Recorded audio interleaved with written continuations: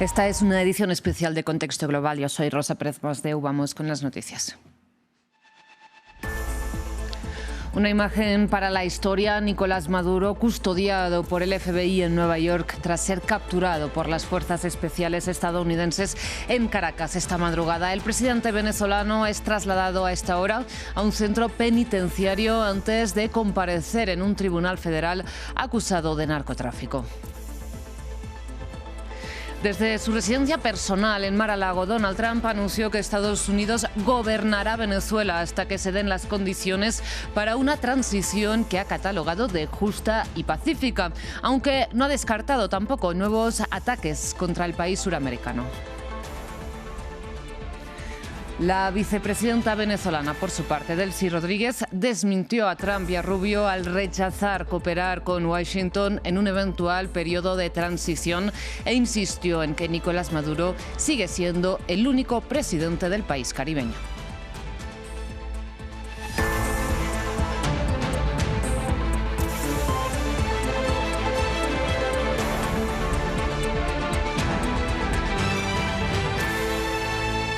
Iniciamos las noticias en Estados Unidos. Les repetimos esta imagen que marcará sin lugar a dudas la historia. Ahí la van a ver enseguida. Veremos el presidente de Venezuela, Nicolás Maduro. Ahí lo tienen detenido y escoltado por agentes del FBI a través de la pista del aeropuerto de Nueva York tras ser capturado por las fuerzas especiales de Estados Unidos junto a su mujer esta madrugada en Caracas y llevado al buque de guerra USS Iwo Jima en el Caribe, que luego se dirigió hasta Guantánamo, donde el mandatario y su mujer fueron trasladados al avión Boeing que aterrizó hace unas horas en suelo estadounidense. En estas imágenes que ahí están viendo. Bien, ahora, en estos momentos, el presidente venezolano está siendo trasladado a un centro penitenciario federal de Brooklyn antes de comparecer este lunes, si nada cambia, ante la justicia del distrito de Manhattan, acusado de narcotráfico y de posesión de armas. Para actualizar esta información, conectamos nuevamente con nuestra corresponsal en la capital federal de Estados Unidos, en Washington, D.C., Natalia Cabrera. Natalia, muy buenas noches. Actualicemos qué se sabe del traslado de Nicolás Maduro hasta la prisión y luego a los tribunales. Cuéntanos. Hola Rosa, pues sí, en principio lo que se sabe es que llegó en principio a este aeropuerto militar y de carga que se llama Stewart Internacional, el que queda en la ciudad de Nueva York, y que posteriormente también de allí sería trasladado también en un helicóptero hacia la ciudad de Nueva York específicamente para, como lo mencionabas, llevar a cabo todas estas diligencias que, por supuesto, lo que ha dicho el gobierno es una operación en curso y que, de hecho, lo que advertía el presidente Donald Trump es que podría venir, de hecho, un segundo ataque, por lo cual han mantenido mucha discreción sobre los traslados y mucho secretismo sobre la forma en la que están llevándolo a cabo para que justamente se ajuste a todos sus planes. Lo que sabemos también viene por cuenta del Departamento de Justicia, que ya había publicado desde esta mañana todos estos cargos en contra del presidente, en contra de su esposa y en contra de su hijo, justamente por narcotráfico y por utilizar sus poderes para, según dice, hacer un complot para traer drogas a Estados Unidos y pues este porte ilegal de armas. También en este sentido es importante decir que la oficina del fiscal que llevó a cabo esta investigación y todas estas investigaciones que se iniciaron hace más de 10 años o hace cerca de 10 años por parte de la Agencia Antidrogas de Estados Unidos y la oficina del fiscal que montó todo este caso en contra de Nicolás Maduro, es la misma oficina fiscal que también llevaba el caso en contra del expresidente de Honduras, Juan Orlando Hernández, que recordemos recientemente fue perdonado por el presidente Donald Trump, quien también había sido señalado y de hecho condenado por narcotráfico, y lo que dijo el presidente Donald Trump en este caso, que evidentemente es un paralelo de cómo trata a un político versus cómo trata al otro, que para algunos se basa sencillamente en ideologías, justamente porque Juan Orlando Hernández pertenece a un partido de una ala conservadora, y lo que ha dicho también el presidente Donald Trump justamente cuando justificó este indulto es que supuestamente Hernández había sido víctima de una persecución por parte de las autoridades. Él de la misma manera lo comparó con la misma manera en la que él había sido perseguido supuestamente por el Departamento de Justicia de aquí de Estados Unidos, esto en referencia a los casos, por supuesto recordarán que se armaron en contra del presidente por el llevar los documentos clasificados a Mar-a-Lago una vez terminó su primer mandato, así como esta intención de interferir en los resultados de las elecciones de 2020 en las que perdió ante Joe Biden. Natalia, precisamente este indulto que nos comentabas, además Donald Trump lo anunció 3-4 días antes de las elecciones generales en Honduras, en las que además Donald Trump apoyó a Nasrias Fura, el presidente ya electo de Honduras, que es de la misma formación de este Partido Nacional, Partido Conservador, al que pertenecía Juan Orlando Hernández.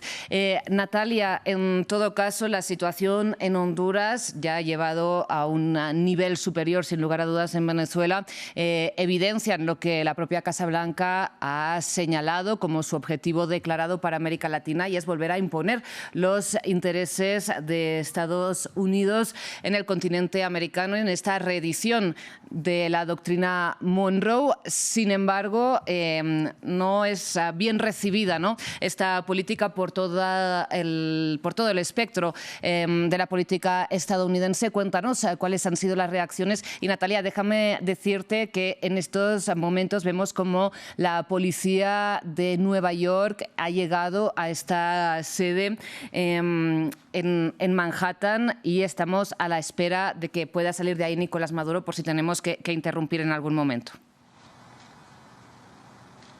Por supuesto, sí. Entonces, volviendo a lo que mencionabas de la doctrina Monroe, de hecho el presidente hoy dijo y bromeó en medio de esta rueda de prensa que podía nombrarla la doctrina Monroe en referencia ahora a su nombre, por supuesto, y pues justamente como lo mencionas, por ejemplo, una de las personas críticas ha sido el senador Bernie Sanders, quien justamente dice que este episodio trae como recuerdo una de las épocas más oscuras del imperialismo, como denomina estadounidense, y dice que justamente abre la puerta hacia una situación caótica en el hemisferio, donde pues justamente lo que quiere hacer y lo que han dicho algunos de los que sí hacen parte del gobierno y lo defienden es que lo que quieren hacer es lograr esta hegemonía de Estados Unidos en la región y que no haya de ninguna manera influencia ni de Rusia ni de China, por ejemplo, aquí en el continente americano. Esto, por supuesto,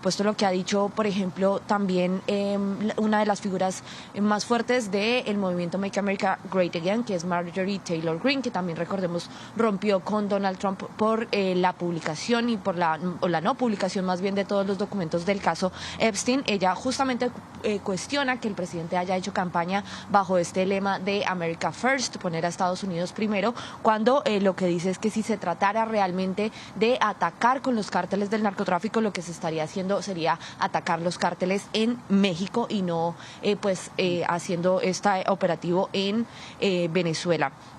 También entiendo que nos tenemos que detener en este momento. No, Natalia, no, perdón si ha habido un error de comunicación. Por el momento no nos tenemos que detener. No sé si por eso tienes algún detalle más, aparte de estas reacciones, sobre la operación para capturar a Maduro, algo que se haya conocido en los últimos minutos.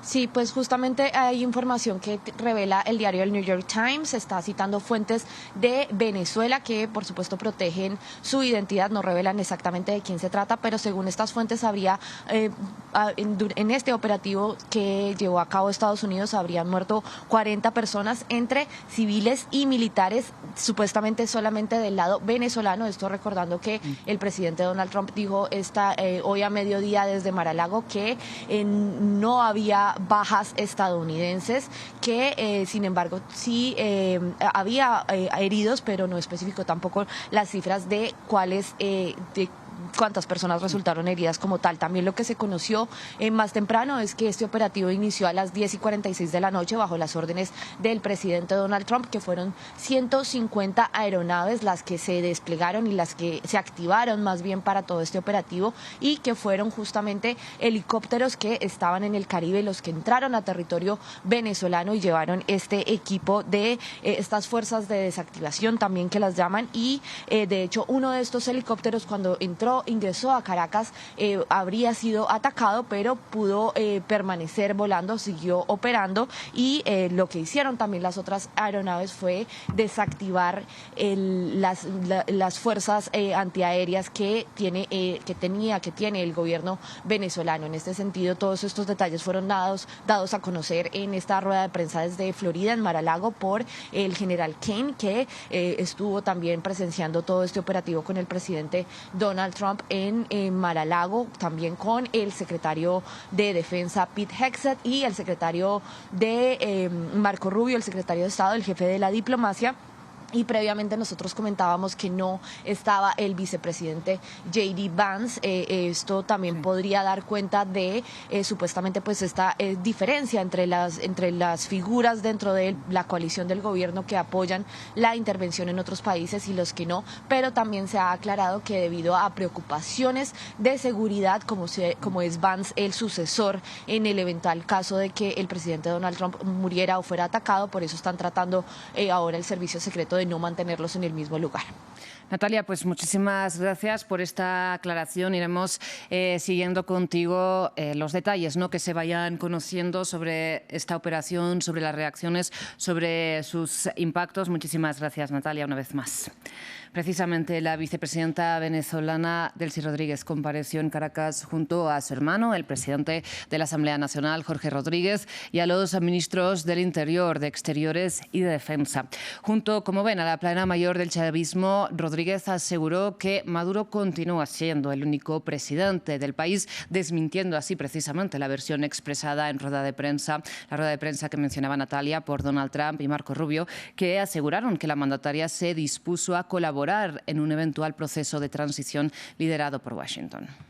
El pueblo venezolano, con su fuego sagrado de la patria encendido, está indignado por lo que es el secuestro ilegal y legítimo del presidente y de la primera dama, primera combatienta, Cilia Flores. Se activa toda Venezuela y el decreto que ya fue suscrito por el presidente Maduro, único presidente de Venezuela. Hay un solo presidente en este país que se llama Nicolás Maduro Moro. Que lo que hoy le hicieron a Venezuela se lo pueden hacer a cualquiera. Ese uso brutal de la fuerza para torcer la voluntad de los pueblos se lo pueden hacer a cualquier país. Y en esta rueda de prensa, ¿no?, que mencionábamos de Donald Trump de esta mañana desde Mar-a-Lago, ahí el presidente dio detalles sobre cómo fue la captura del presidente venezolano esta madrugada. Insistimos, además, el republicano afirmó que su administración se encargará de gobernar Venezuela, al menos temporalmente, y descartó el liderazgo de María Corina Machado en un futuro inmediato. Satisfecho y determinado, Donald Trump se presentó ante la prensa después de los ataques estadounidenses en Caracas y la captura de Nicolás Maduro. Trump indicó que el presidente venezolano ahora no podrá amenazar a nadie y que Washington va a manejar a Venezuela mientras se pueda garantizar una transición democrática. Vamos a manejar el país hasta que llegue el momento en el que se pueda hacer una transición segura, adecuada y sensata. Y tiene que ser sensata. De eso se trata lo que hacemos. Sin embargo, el mandatario estadounidense no dio detalles sobre cómo piensa gestionar a Venezuela. Solo aseguró que no va a permitir que los aliados de Nicolás Maduro mantengan el actual sistema político y que, según él, la lideresa de la oposición venezolana, María Corina Machado, no cuenta con el respeto necesario en Venezuela para encabezar de inmediato la presidencia del país. Creo que será muy difícil para ella ser la lideresa porque no tiene el respeto en el interior del país. Es una mujer muy agradable, pero no tiene el respeto. Para justificar la operación, Donald Trump reiteró las acusaciones según las cuales Nicolás Maduro sería un narcotraficante y también mencionó la importancia del petróleo venezolano.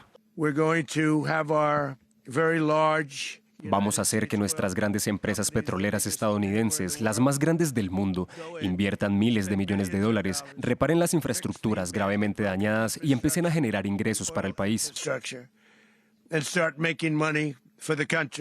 Donald Trump también felicitó a sus tropas por lo que consideró ser un operativo jamás visto desde la Segunda Guerra Mundial. Se trata de la operación militar estadounidense más directa en América Latina desde la intervención en Panamá en 1989. Como imaginan, en América Latina la cascada de reacciones ha ido en varias direcciones, mientras líderes de izquierda como Lula da Silva o Claudia Sheinbaum han condenado la captura del presidente venezolano y más ampliamente la injerencia política y militar de Estados Unidos en la soberanía de un país latinoamericano. Luego, líderes de derecha como Javier Milei o Daniel Noboa han aplaudido la intervención estadounidense. Martín Gripo nos amplía. Gobiernos de América Latina reaccionaron al arresto de Nicolás Maduro tras las operaciones militares de Estados Unidos sobre territorio venezolano. Presidentes de izquierda rechazaron fuertemente los bombardeos a diferentes puntos del país caribeño. La presidenta de México dijo que varios países se unirán en un pronunciamiento regional. Pues es muy importante para América Latina y el Caribe mantenernos juntos en general con todos los países del mundo, pero mantenernos juntos nos parece muy importante la defensa de las leyes internacionales, de los tratados internacionales, de la Carta de Naciones Unidas y la defensa sobre todo de la soberanía de los pueblos. Por su parte, el gobierno de Cuba acusó a la administración de Donald Trump de terrorismo de Estado. Cuba condena y denuncia esas acciones como un acto de terrorismo de Estado, un asalto criminal contra nuestra América, zona de paz, una violación de la soberanía de una nación que es símbolo de independencia, dignidad y solidaridad. Al sur del continente también hay pronunciamientos. El mandatario de Brasil, Luis Inácio Lula da Silva, pidió la reacción y el rechazo de la comunidad internacional. Los bombardeos en territorio venezolano y la captura de su presidente han traspasado una línea inaceptable. La comunidad internacional, a través de Naciones Unidas, debe responder con firmeza a este episodio. Brasil condena estas acciones y se mantiene disponible para promover el diálogo y la cooperación. Más al sur, en Chile, el gobierno de Gabriel Boric advirtió sobre las consecuencias de esta operación en América Latina. Hoy es Venezuela, mañana podría ser cualquier otro. Asimismo, la amenaza de control externo unilateral de sus recursos naturales o recursos estratégicos constituye una grave violación al principio de integridad territorial y pone en riesgo la seguridad, la soberanía y la estabilidad de todos los estados de la región. Si pueden hacerlo allá, ¿por qué no podrían hacerlo en el futuro en otra parte? Argentina tomó el camino contrario a los gobiernos de izquierda. Tras apoyar y celebrar el accionar militar estadounidense, el gobierno de Javier Milei dijo, a través del jefe de gabinete Manuel Adorni, que la Dirección de Migraciones restringirá el ingreso de personas ligadas al oficialismo venezolano, a quienes señalaron como cómplices de Maduro. La Organización de Estados Americanos también se expresó y dijo que la gobernanza de Venezuela debe estar basada en la voluntad de su pueblo y lograr la estabilidad y legitimidad democrática por medios pacíficos. Never, never war. A continuación ampliamos sobre las reacciones regionales a la captura de Nicolás Maduro con Fernando Estensoro. Él es director del doctorado en estudios americanos de la Universidad Santiago de Chile. Fernando, muchísimas gracias de entrada por aceptar esta invitación de France 24 esta noche. De entrada me gustaría conocer su opinión sobre una amalgama recurrente, ¿no? ¿Usted cree que es acertado equiparar la condena a Estados Unidos por esta violación militar de la soberanía de Venezuela con una muestra de apoyo a Nicolás Maduro y a su gobierno? Buenas noches y también muchas gracias por esta invitación a conversar. Mira, depende desde dónde tú lo quieras mirar. Yo soy analista internacional y geopolítico, que es mi especialidad. Ahora, lo que ha hecho Estados Unidos es gravísimo, más allá de quien sea, más allá de los problemas políticos que tiene Venezuela y problemas que vienen, bueno, desde hace bastante tiempo atrás. Pero el presidente de Venezuela es Nicolás Maduro. Y lo que ha hecho Estados Unidos es una violación gravísima al derecho internacional y a la Carta de Naciones Unidas. Pretender justificar la acción bajo la acusación supuesta de que es narcotraficante, en el fondo, eso por lo menos ya la gente seria de América Latina hace rato que sabe que eso es un show, ¿no? Lo que necesita Estados Unidos son los recursos de la región y el petróleo, porque está en una pugna muy fuerte con China. Entonces, aquí lo que hay estamos viendo en la práctica qué significa el corolario Trump de la doctrina Monroe. Y los latinoamericanos hemos nacido bajo este tema. Entonces, obviamente hay gente que apoya a Donald Trump porque lo apoya ideológicamente y apoyan estos planteamientos, si tú quieres, de lo que significa Donald Trump para las figuras de las nuevas derechas a nivel mundial. Pero más allá de que evidentemente tiene una implicancia en las políticas internas, lo que ha hecho Donald Trump es sentar un precedente de cómo se va a comportar con la región. Está enviando un mensaje porque el conflicto que tiene Estados Unidos con la región es con China, ¿ya? El principal socio comercial hoy día de América del Sur es China, y Estados Unidos no solamente con Donald Trump, esto ya lo vienen decidiendo en realidad empezó con Obama, pero se ha ido agravando y ya Donald Trump escaló el tema y lo llevó a una situación mucho más agresiva, porque también su situación con China se ha ido empeorando. Entonces lo que Donald Trump necesita y lo que Estados Unidos necesita son los recursos de la región. Y Fernando, enseguida le quiero preguntar por lo que puede pasar de ahora en adelante en la región, pero antes me gustaría saber si usted cree que los mandatarios que ahora están condenando esta violación del derecho internacional, como usted bien la describe, podrían haber hecho algo para prevenirla, porque las amenazas de Donald Trump contra Nicolás Maduro vienen de lejos, así como este asedio, ¿no?, militar que ha ido amasando Estados Unidos en el Caribe, estos bombardeos. Es decir, ¿se podría haber actuado antes para prevenir esto? Lamentablemente la región hace ya bastantes años que está en un proceso de desunión, por supuesto ha sido, por ejemplo, hubo un tremendo esfuerzo por parte de Estados Unidos y las derechas de la región por liquidar la UNASUR, y obviamente para eso se prestaron actores más bien de las derechas y más bien ligados a los partidos de las oligarquías de América Latina. No fueron los partidos de clase media o los partidos que representan a otros sectores sociales. Entonces, la región en ese sentido está bastante desunida. Esta suerte, el conflicto, sobre todo con la última elección en Venezuela, dividió aún más la región. Le quiero recordar que incluso el presidente Lula e incluso el presidente Boric, que aquí acaba de hablar, apoyaron las críticas a Maduro y en ese sentido se sumaron a toda la pauta que venía desde los propios Estados Unidos, ¿no? De la crítica y de deslegitimar la última elección.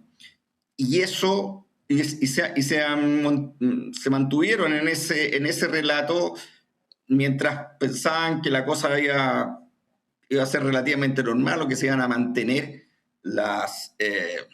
el derecho internacional más o menos como se ha desarrollado en los últimos años. Sin embargo, no se previó, en mi opinión, por supuesto, la agudización del conflicto geopolítico global, ¿ya? Y no previeron esta carta bajo la manga que tenía preparado el gobierno de Donald Trump, que es la nueva doctrina Monroe. Sí. Entonces, hoy día están reaccionando, pero es absolutamente tarde. ¿Se podría haber reaccionado? Claro que se podría haber reaccionado. O sea, si hubiera habido un planteamiento coordinado, unitario, de rechazo absoluto a este tipo de injerencia, quizás el resultado hubiera sido distinto. En este momento, todos lo han dicho, esto hoy día es Maduro. Hoy día, obviamente, la imagen de Maduro está muy deteriorada en muchos lugares del mundo a raíz de estas peleas políticas internas en Venezuela, pero ya está quedando claro de que el tema en sí no es el presidente, más allá de su legitimidad o no de las elecciones, sino que el tema es los recursos estratégicos de la región y el control de la región. Y esto, yo creo que ahora vamos a empezar a ver reacciones y va a empezar a producirse reacciones más importantes, porque indudablemente usted comprenderá que todos los grandes centros inversionistas, económicos, los centros estratégicos, los países, incluso sectores de las propias derechas van a tener que pensar y van a tener que reevaluar la situación. O sea, Donald Trump aquí cruzó una línea roja que es difícil tal vez en este minuto apreciarla, pero esto es un salto cualitativo. Fernando, precisamente nos quedamos sin tiempo, pero me gustaría cerrar con esto. ¿Usted cree que efectivamente Estados Unidos se puede atrever a algo así como capturar al presidente del país en otros países de América Latina, como a los que está amenazando Colombia, Cuba? Lamentablemente no disponemos casi de tiempo. Le pido la máxima brevedad.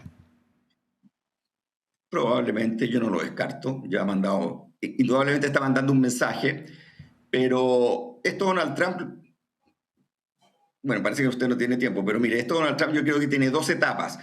Donald Trump necesita un triunfo para mostrarle a sus seguidores, ¿ya?, de que lo que él dice se hace. Entonces, en el fondo, Maduro, entre comillas, es un trofeo para Donald Trump para poder justificar el despliegue de toda su flota, o el 20% de su flota en el Caribe, que es carísimo. Entonces, esto Donald Trump lo hace por dos motivos. Uno, para consumo interno, para poder mostrar un logro, ¿ya? Para poder ganar las elecciones de medio tiempo, que son a final de año. Porque si los republicanos pierden las cámaras en Estados Unidos, la posibilidad de que Donald Trump se le haga un impeachment es muy alta. Y en segundo lugar está el tema estratégico, que eso sí, ahí hay consenso del establishment del poder estadounidense, que de una u otra forma necesitan asegurar a la región, sobre todo por sus recursos naturales. Entonces aquí hay una doble jugada. Yo creo que Donald Trump aquí está jugando más bien, aprovechando de la situación, está jugando la carta interna de fortalecimiento de su imagen pública hacia adentro. Fernando, pues muchísimas gracias. Para otro presidente lo va a sacar. Fernando, lamentablemente no tenemos más tiempo, así es la televisión en directo, lo siento mucho, pero su idea creo que ha quedado clarísima. Muchísimas gracias por esta síntesis final para toda nuestra audiencia. Le agradezco mucho que haya compartido su tiempo con nosotros esta noche. Buenas noches. Hasta aquí estas noticias, enseguida regresamos.